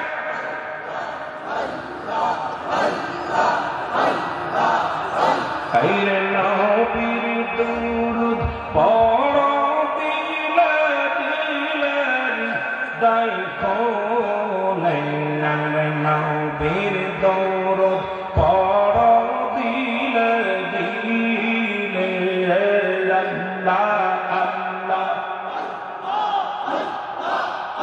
খাইরে নবীর দুরুদ পড়ো দিলে দিলে দেখো নবীর দৌলত পড়ো দিলে দিলে আল্লাহ আল্লাহ।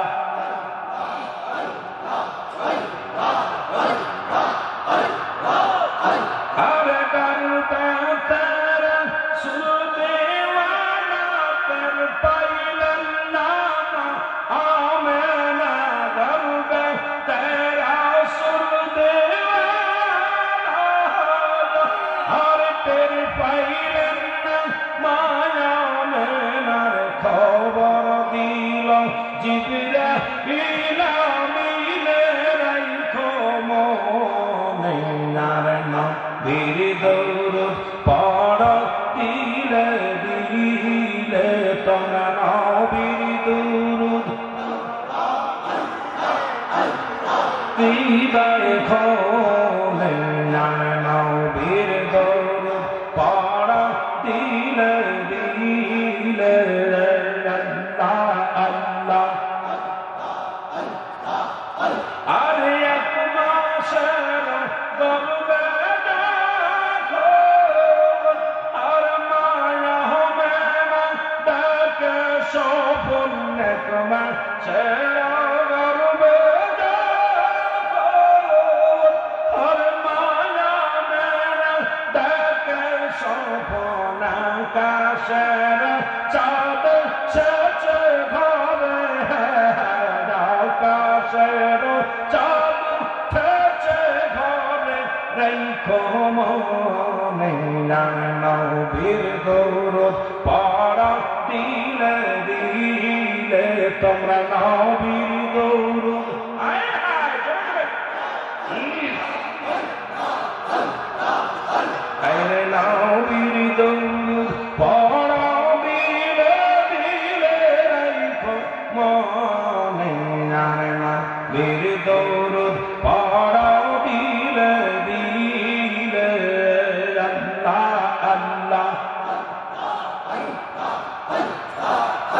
আর দুই মাসের গর্বে দেখো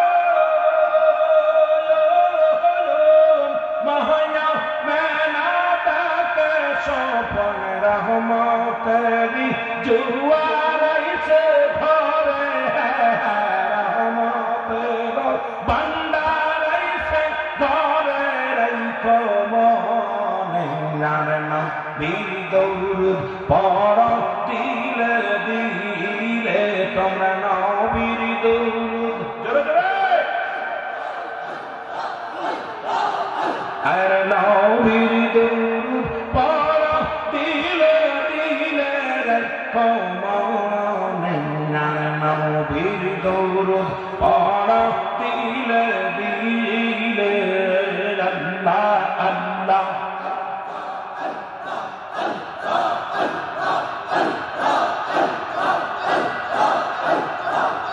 তোমরা নবীর দৌরুদ পড়ো দিলে দিলে রাইখো মনে নবীর দৌরুদ পড়ো দিলে দিলে আল্লাহ আল্লাহ।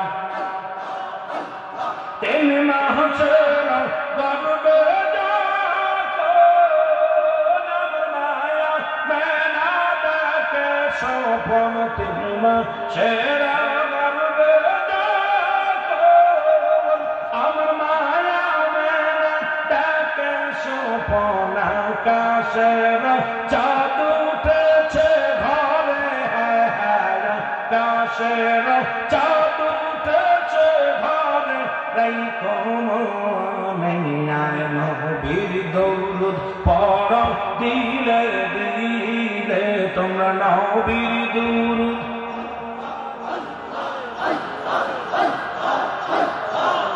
আরে নবীর দুরূদ পড়ো দিলে দিলে তোমরা সবাই আর নবীর দৌলুদ পড়ো দিলে দিলে আল্লাহ আল্লাহ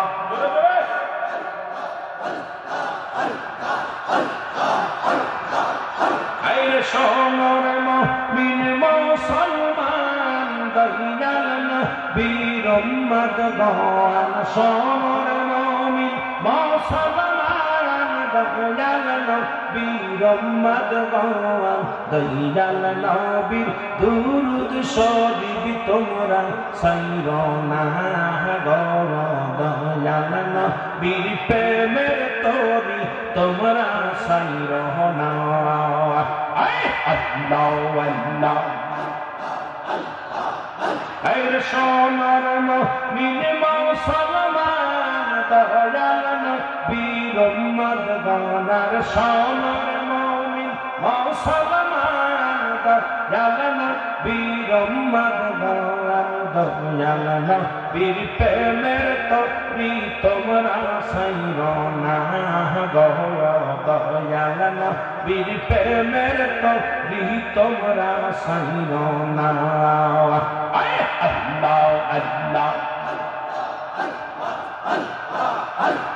ওই নৌকাতে উঠবে যখন নবীর দিদার পাইবে তখন নৌকাতে উঠবে যখন নবীর দিদার পাইবে তখন রোজ হাসরে তরাই নিবেন হে রব্বানা রোজ হাসরে তরাই নিবেন হে রব্বানা আর সোনার মুমিন মুসলমান দয়াল নবীর উম্মত গণ সোনার নবী মুসলমান দয়াল নবীর উম্মত গণ দয়াল নবীর প্রেমের তরি তোমরা সাইরো না গো দয়াল নবীর প্রেমের তরি তোমরা সাইরো না আল্লাহ আল্লাহ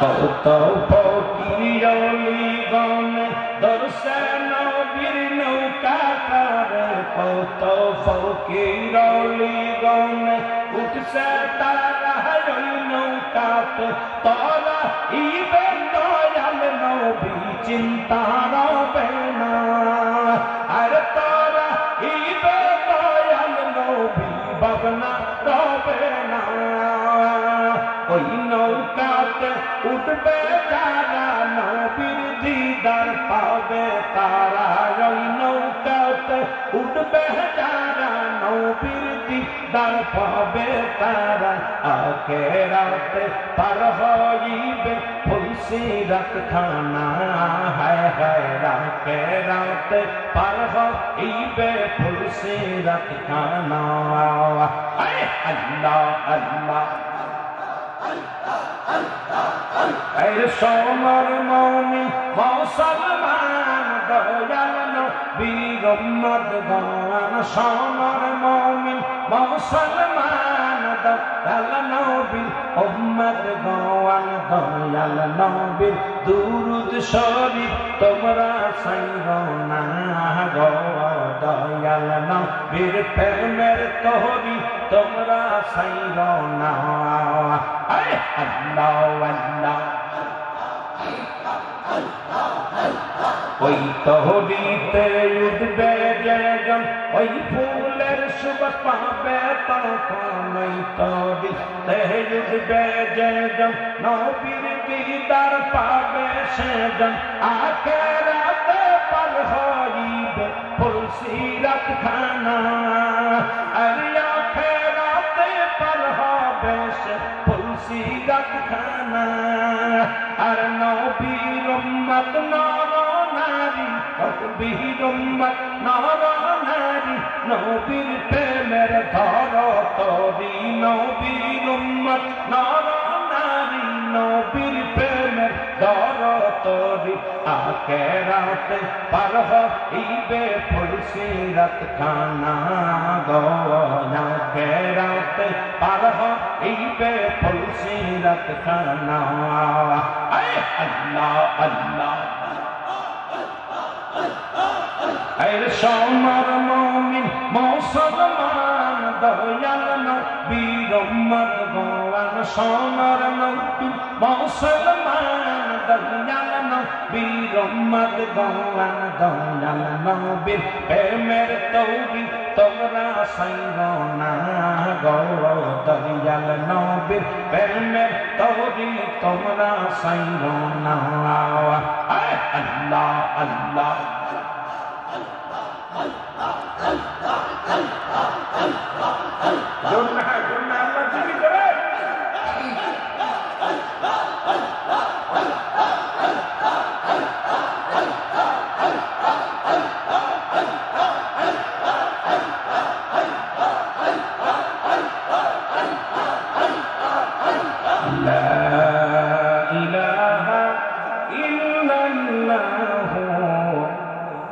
মুহাম্মাদুর রাসূলুল্লাহ সাল্লাল্লাহু আলাইহি ওয়াসাল্লাম মারহাবা আর একটু জোরে বলেন মারহাবা জিকির করলেন তা আল্লাহ জিকির সাধারণত দুভাগে বিভক্ত ওয়াজ কই রাখলাম মনে রাখবেন কবরের জায়গা কথা বুঝেন জিকির দুভাগে বিভক্ত একটা জাহিরি একটা বাতিল জাহির জিকিরটি স্পষ্ট জিকির আল্লাহ আল্লাহ এই জিকিরটা করলেন বাতিল জিকিরটা আবার একটা সেটা হলো ছোট ছোট জিকির এটা আবার দুই ভাগে বিভক্ত একটা হলো ঠোঁট বন্ধ জিহ্বা চালু আর একটা জিহ্বাও বন্ধ ঠোঁট বন্ধ কলব যুগে মানব দেহের বান্ধবীদের নিচে একটা হাড়ের নিচে একটা গোস্ত আরবিতে বলা কাল ইংলিশে বলা হাড় বাংলায় বলে হৃৎপিণ্ড এটা যাদের পবিত্র সমস্ত দেহরাজ্য পবিত্র সমস্ত দেহরাজ্য পবিত্র এখন মুনাফিকদের সিনার উপরে যারা জিকির করবে জিকিরে তারা গাফিলতি করবে নামাজ দ্বারা অলসতা করবে যখন নামাজ দাঁড়ায় অলসতা করবে আর যখন জিকির করে গাফিলতি করে মুনাফিকদের চিনার উপায় জিকির করলেন কার এই জিকির কিতাবের ভাষায় 4 ভাগে বিভক্ত কয় ভাগে 4 ভাগে চরমোনাই সারসিনা ফুরফুরা দেওয়ান বা আপনার সুন্নি আর ওয়াহাবি নাই সকলের জন্য বলে যায় সব ভাইদের জন্য কিতাবের নাম তিরমিজি শরীফের দ্বিতীয় খণ্ড 175 নাম্বার পৃষ্ঠা কত নাম্বার 175 নাম্বার পৃষ্ঠা এতদিন জিকির করছেন আল্লাহর জিকির নাম এই জিকিরটার নাম হলো ইসমে জাত একটু আগে যেটা করলেন জিকিরটার নাম কি ইসমে জাত বাইহাকি সোহাইবুল ইমামের প্রথম খণ্ড 337 338 নাম্বার পৃষ্ঠা এতদিন জিকির করেছেন কালেমার জিকির না কোথাও কোনো কালেমার জিকির নেই এই জিকিরটার নাম হলো নাফি জাতের জিকির লা ইলাহা ইল্লাল্লাহু মুহাম্মাদুর রাসূলুল্লাহ সাল্লাল্লাহু আলাইহি ওয়াসাল্লাম যেহেতু অনেকে জিকির করে তো কথাটা বলে দিলে আপনাদের বুঝতে ভালো হবে এই জন্য বলে যাই আমার বাবারা তাহলে কালেমার জিকির আমরা জানান অনেকেই জানি জিকির করে কিন্তু নাম জানি না যেরকম ঠিক কিনা এই জিকিরটার নাম কি নাফিয়াস বাচ্চা নাম্বার 3 কানজুল মানের প্রথম খণ্ড 214 নাম্বার পৃষ্ঠা কত নাম্বার 214 নাম্বার পৃষ্ঠা এতদিন জিকির করছেন তওবার জিকির না এই জিকির কোনো তওবার কোনো জিকির না জিকিরটার নাম হলো আল্লাহর জিকির লা হাওলা ওয়ালা কুওয়াতা ইল্লা বিল্লাহ মারহাবা বলেন আর একটু জোরে বলেন এ মুসলমান ইবনে মাজার মধ্যে 74 নাম্বার জিকির সুবহানাল্লাহ আলহামদুলিল্লাহ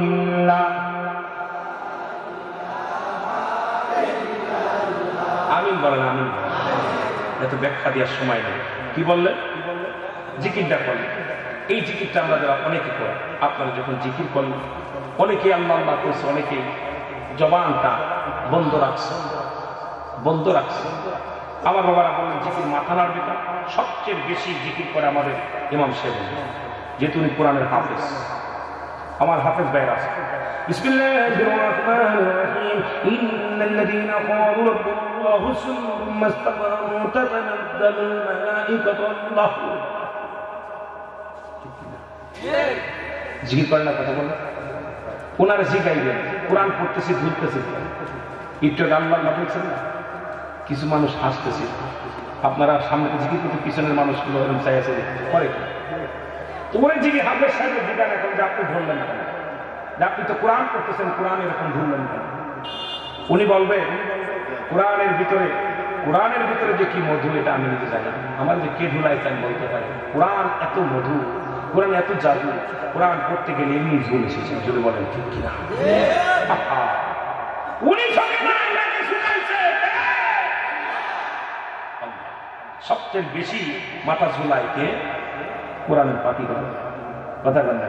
আপনারা ঠিক চলে পড়লেন, উনি এক পারা পড়তে গেলে অনেক সময় লাগে, নিয়ে বলতেছে কি মধু, কি মায়া, যেন বলেন ঠিক কিনা। আমার দাদু ভাইয়া এবার বলতে পারেন হুজুর এরাও মানলাম, কিন্তু আপনি যে গজল গাইলেন এরা কোন কিতাবে পাইলেন? হ্যাঁ, কিতাব না থাকলে জীবনে গাইতাম না। নবীজির দরবারে নবীজি নামাজ পড়াইতে, নবীজি দুইটা মেম্বার ছিল মসজিদে নববী। একটা মেম্বারে নবী খুতবা দিতেন, আর একটা মেম্বারে নবীর সাহাবীরা নবীকে নাচ শোনাইতেন। নবী দুজন সাহাবী ছিল, নাম হলো আহসান বিন সাহাবী। এই দুই সাহাবী নবীকে সদা সর্বদা নাচ শোনাতেন, কবিতা আবৃত্তিকে শোনাইতেন, গজল গিয়ে শোনাইতেন নবীজিকে। এখন আমাদের জায়েজ নাই মৌলবীরা গজল গাইলে অনেকে শুন রাখলে গজল গায়, গজল গাইলে তোর মাথা করবো কথা কেন? গজল কে শোনে? নবীজি শোনে। আহা, নবীর সাহাবীরা শুনছি বলছে, নবীজি শুনছে, নবীজিকে কবিতা আবৃত্তি করে শোনাচ্ছে। কিন্তু আমার দেশের কিছু তথাকথিত জ্ঞান পাপী পাগলেরা আছে, কোথায় কোথায় খালি সুন্নিরা গান গায়, গজল গায়। আমি কইছি মৌলবীরা গজল গায়, আমি এদের ধন্যবাদ বেশি জানি, কারণ অনেক যুবকগুলো আমাদের তাহিরি ভাই আছে, অলিউল্লাহ আশিকি ভাই আছে, গজলগুলো যখন গায় এত মজা লাগে। অন্য আপনাদের যে দালালি দরবারে অনেকেই দরবারে আছে 8-9 জন আলো, যখন গজল গায় আমার কিন্তু মজা লাগে। আপনাদের কি লাগে না? তো শরীয়ত মোতাবেক গজল হওয়া লাগে, শরীয়তের বাইরে কিছু অনেকে বলে ফেলে, এটা জন্য আর গুণাগার হয়ে যেতে পারে। আগে শাব্দিক অর্থ বুঝতে হবে, অর্থটা কি বলছে। হ্যাঁ, কথা বলছি। এটা যদি বলে তাহলে এরাও বলছে খারাপ বলে না। যদি বলি খাজা, খাজা হচ্ছে ফার্সি ভাষা, খাজা শব্দের একটা সম্মান। দরবার বিশাল দরবার, যেখানে কথা আলোচনা হয়, দরবার হয়, বইকে পায়, এখানে হয় রহমত পায় নাই গজব পায়। এখানেও দুইটা জিনিস পাওয়া যাবে, এমন একটা পাবেন খালি একটা কেউ আনতে দেবে, হ্যানতে হয়নি এখানে গজব নাই রহমত। আল্লাহ দপ্তরে গেলে কেউ নিয়ামত নিয়ে আসে, কেউ গজব নিয়ে আসে। সুতরাং কথাটা খারাপ করে না, হাজার দরবারে কেউ ফেরে না কালি রাতে, কথাটা হাতাই করছে, হয় নিব গজব নাই নিব রহমত, পাইতেই হবে একেবারে তো খালি হাতাই কথা কন, কথা কন ঠিক কি না? হাকিকত অনেক আছে বাবা, বড় কষ্ট। হ্যাঁ, সব সিনার খবর মনে খবর কিরা রাখে, কথা বলেন কে রাখে? এইবার কথাটা খুব মজার একটা, একদম বুখারীর হাদিসটা, একদম হাদিসটা বাইরে বাইরে গেছে, খুব সুন্দর। ইন্নামা আলিয়া সিনার খবর মনের খবর কে রাখে? তাহলে আপনার এই যে একটু আগে আপনারা জিকির করবেন, এমন একটা হুকুর হুকুর করতেছে, তাহলে আপনি পরে গায়ে ওই যে আপনি মনের খবর সিনার খবর এটা কে জানে? আপনি কিরাম বুঝলেন জানে হুকুর হুকুর করতেছে? কথা বলছে কেউ বলতে পারি? এটাদের একটা গল্প আমার মনে পড়ে গেল। এর পিছনে কথা বলে কার? সবাই ওয়াজ শুনতেছে, যারা বাইরে আছে ওরাও শুনতেছে, ওদের বসার সুযোগ নাই, দাঁড়ায় দাঁড়া শুনতেছে। আর একটু পর্দা পাইছে, একটু গোপনে গোপনে আছে, কি কন? এনে অনেক মেয়ে ছেলে আছে, একটু লুকায় লুকায় শুনতেছে, পর্দার একটা বিধান আছে, কথা কন ঠিক কিনা? হ্যাঁ, আমার ভাইরা ওই একজন খুব একজন, আমার একটা মনে পড়ে গেল, একজন তুতা পাখি দিয়ে ব্যবসা করে, তুতা পাখি চেনে? ব্যবসা করে। এই তুতা পাখি দোকানে বেচা কিনা করে, লোকজন ভিড় জমায় দোকানে, প্রচুর বেচা কিনা, তুতা পাখি দেখার জন্য সবাই যায়। হঠাৎ করে তুতার একদিন দোকানে শিকল দিয়ে বেঁধেছে, বলছে তুতা তুই থাকে, আমি গোসল করে নামাজ পড়ে আসি। তুতা আসলে হঠাৎ করে একটা বিড়াল ঢুকছে, বিড়াল ঢুকে যখন শো মারছে, তুতার গলায় ছিল শিকল, এই শিকলটা দিয়ে শিকলের লাইটার তেলের বোতল সকাল পড়ে গেছে। দোকানদার দোকান খুলে দেখে, তেলের বোতল সব পড়ে গেছে। দোকানদার রাগান্বিত হয়ে একটা বাড়ি মারছে, তুতার মাথা ফেটে গেছে। মাথা ফেটে গেলে এখন মায়া লাগছে তুতার যা যা ডাক্তারের দোকানে নিয়ে পশম পরিষ্কার করে দিয়া সাবলুন লাগাই দিছে। এখন কিছুদিন পরে দুই বন্ধু দোকানের সামনে বসে কারো দোস্ত ইমাম সাহেবের কয়দিন বয়স, মাথা চুলগুলো পড়ে গেছে, আহার টাক মুড় দিয়ে গেছে। তুতা বলতেছে আমি জানি ও তেল ফেলাইছে তাই টাক হয়েছে। কি বলছে? ও তেল ফেলাইছে তাই টাক হয়েছে। এখন দোকানদার বুঝতে পারছে হারি ওদের টাক হয়েছে, বয়স হচ্ছে, রোগে টাক করছে, কিন্তু ওরা তো মায়েরা টাক ফেলাইছে। আমাদের দেশের মানুষ হলো এখন মনের কোন মনে যেটা বলে ও আর একজনে বলে ফেলে, মনে এটা করে। ভাই আমার এই জন্যে আগাম কোন কথা বলা ঠিক না। সবসময় আমলের নিয়েতে সমস্ত ইবাদত করে উত্তম, যেন বলেন ঠিক কিনা। তবে শরিয়াতের একটা শরিয়াত ছেড়ে দিলে কাফের, শরিয়াতের বিধান যেটা আছে এটা আপনাকে লঙ্ঘন করা কখনো মেনে নেওয়া যাবে না। আপনি অনেকেই পাই নামাজ পড়িয়ার না পড়ি ইমান ঠিক আছে, ওরে আগে পূজায় সারা করতে হবে। মুসলমান এবং কাফেরদের মধ্যে পার্থক্য হলো নামাজ। যার নামাজ নাই তার ইমান 50। কথা বলে না আছে না? তবে সুন্নিদের ভিতরে দুইটা দোষ আছে। দোষটা আমি বলে যাই, হয়তো আপনারা কইতে পারবেন আমি এমন কথা বলি। সুন্নিদের ইমান আছে, আমল নাই। ইমান আছে, আমল নাই। আর বাতিলদের আমল আছে, ইমান নাই। কথা বোঝেন? দাম থাকলে কি, কিন্তু বাবা বড় লসের মধ্যে আছে। দাম আছে কিন্তু লসের মধ্যে আছে। ইমাম সাহেব যেটা বলছে কথাটা মানি, কিন্তু এইরকম কইলে ওরা পায়ে বসবে। ইমান আছে, আমল নাই, আমল আছে, ইমান নাই। মানব জীবনের অমূল্য সম্পদের নাম হলো, আর ব্যক্তির জীবনের অমূল্য সম্পদের নাম রুহু।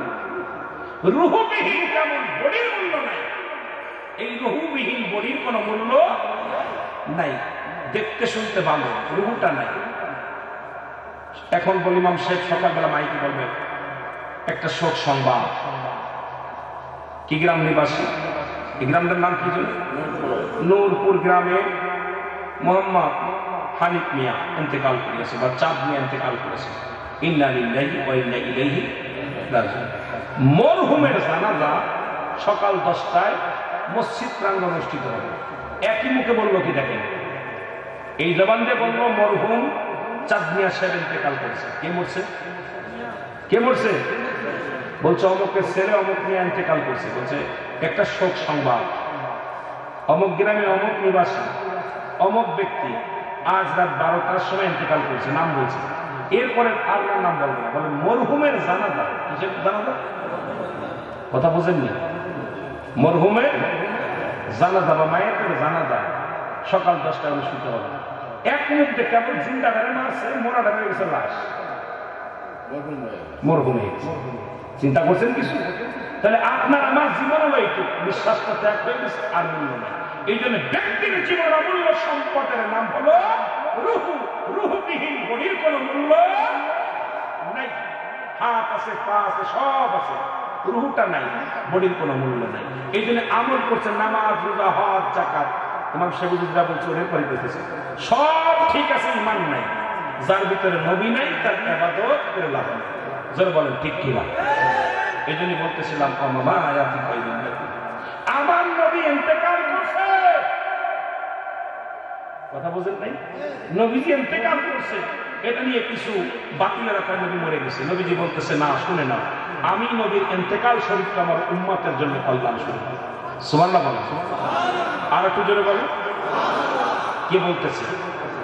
নবীজি বলতেছে যে আমি যে চলে গেছি, বিদায় নিছি, বিদায়টা নিয়ে আমার উম্মতের জন্য। আমি বিদায় নিতাম না, নিচ্ছি আমার উম্মতের জন্য। কার জন্য? কারণ আমি নবী যখন কোন উম্মত ভালো কর্ম করে, ভালো কাজ করে, আমি আল্লাহর দরবারে প্রশংসা করি যে আল্লাহ অমুক গ্রামে চাঁদ মিয়া সাহেব, ইমাম সাহেব হুজুর, ওই আবু সাইদ মিয়া, আল্লাহ ওই নাসির উদ্দিন একটা ভালো কাজ করছে, আল্লাহ ওদের জন্য শুকরিয়া আদায় করে আল্লাহ। আবার কোন উম্মত যখন গুনাহের কাজ করে, নবীজি বলেন সঙ্গে সঙ্গে আমি আল্লাহর দরবারে ইস্তেগফার করি, মাফ চাই যে আল্লাহ অমুক ব্যক্তি অন্যায় করেছে, তুমি তারে মাফ করে দাও। যদি ইমানদার হয়, হে মুসলমান, তাহলে এই নবীর পক্ষে থাকার দরকার আছে কিনা? আরো জোরে বলেন আছে কিনা? এই জন্য আমি আপনাদের কাছে আমার দাবি করে যাই, নাম্বার মরণ, নাম্বার 2 হলো কবর। আর কবর বলতে আমরা বুঝাই মানুষের মৃত্যুর পর থেকে শুরু করে কিয়ামত পর্যন্ত জগৎটাকে বলা হয় কবরের জগৎ। জোরে বলেন ঠিক কিনা, আরো জোরে বলেন ঠিক কিনা। এই কবরে কোন সকাল আর বিকেল না, এই কবরে কোন রাত আর দিন নাই, কবরে শুরু আছে তার শেষ নাই। সর্বশেষে যিনি ইন্তেকাল করবে, যিনি মারা যাবে, সেও 50,000 বছর বা 500 বছর কিসে থাকবে? কবরের জিন্দেগিতে থাকা লাগবে। এই জন্য আমার ভাইয়েরা 40 বছর 50 বছরের জিন্দেগি পাইয়া আপনারা অবহেলায় কাটাই।